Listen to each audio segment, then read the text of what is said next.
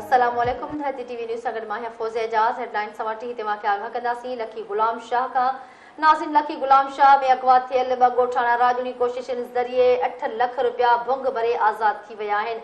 ॻोठ सोभो जो रहवासी एजाज़ अहमद महर ऐं ॿुध ॻोठ वासी मंसूर अहमद महर आज़ाद थी घर पहुची विया आहिनि। वारसनि जो चवणु आहे त 25 ॾींहं गुज़री वञण बावजूदि पुलिस नौजवान खे बाज़ियाब न कराए सघी।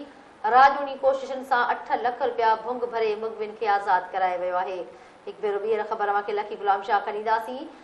अगवा थियल 2 ॻोठाणा राजूनी कोशिशुनि ज़रिए 8 लख रुपया भुंग भरण खां पोइ आज़ाद थिया आहिनि। ख़बर मूंखे ॾेई रहिया आहियूं। ॻोठ सोभो जो रहवासी एजाज़ अहमद महर ऐं ॿुध ॻोठ जो रहवासी मंसूर अहमद महर आज़ाद थी घर पहुची विया आहिनि। वारसनि जो चवणु हो त 25 ॾींहं गुज़री वञण बावजूदि पुलिस नौजवान खे बाज़ियाब न कराए सघी। वारसनि जो चवणु हो त राजूनी कोशिशुनि सां 8 लख रुपया भुंग भरे मुग़विन खे आज़ाद करायो वियो आहे।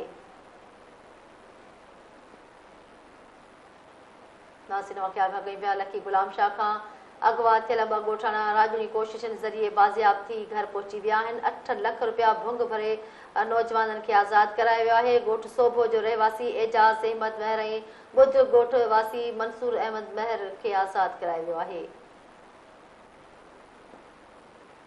ख़बर मूंखे ॾियूं पिया। वारसनि जो चवणु हो त 25 ॾींहं गुज़री वञण बावजूदि पुलिस नौजवान खे बाज़ियाब न कराए सघी।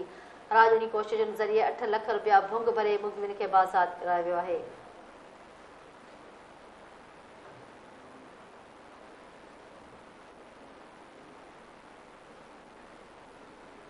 ख़बर मूंखे ॾियूं पिया। लखी गुलाम शाह खां अगवा थियल 2 ॻोठाणा राजूनी कोशिशुनि ज़रिए 8 लख रुपया भुंग भरे आज़ाद थी विया आहिनि। वधीक तफ़सील वठंदासीं। लखी गुलाम शाह खां धरती टीवी न्यूज़ जो रिपोर्टर गोगीराम लाइन ते मौजूद आहे। जी गोगीराम, 2 ॼणा आज़ाद थिया आहिनि, वधीक अपडेट कजो। जी बिल्कुलु, लखी गुलाम शाह वेझो 25 ॾींहं अॻु अगवा थियल थी वियल मुग़वी एजाज़ अहमद महर ऐं मंसूर अहमद महर।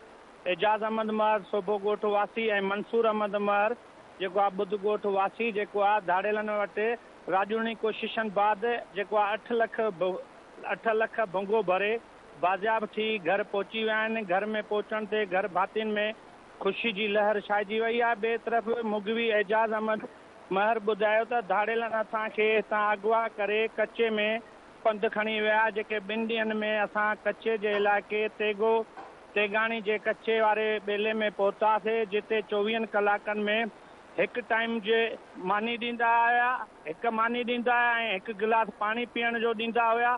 ज़ंजीरनि सां ॿधी करे खॾ में फिटो करे छॾींदा हुया। सीअ में सॼी राति तड़फंदा हुयासीं ऐं भुंग लाइ तशद कंदा हुआ। हिन वक़्तु जेका हुनजे ॻोठ सोभो ॻोठ ऐं ॿुध ॻोठ में पहुचण ते घर भातियुनि ऐं इलाइक़े में जेका ख़ुशी जी लहर छाइजी वई आहे। वारसनि जो चवणु इहो आहे त 25 ॾींहं गुज़रण बावजूदि बि पुलिस कंहिं बि क़िस्म जी असांजे माण्हुनि जी हेल्प या मदद न कई। असां पंहिंजी राजूनी कोशिशुनि ज़रिए हिननि खे बाज़ियाब करायो, आज़ाद करायो आहे। जी ठीकु आहे गोगीराम, वॾी महिरबानी लखी गुलाम शाह खां अपडेट कयो।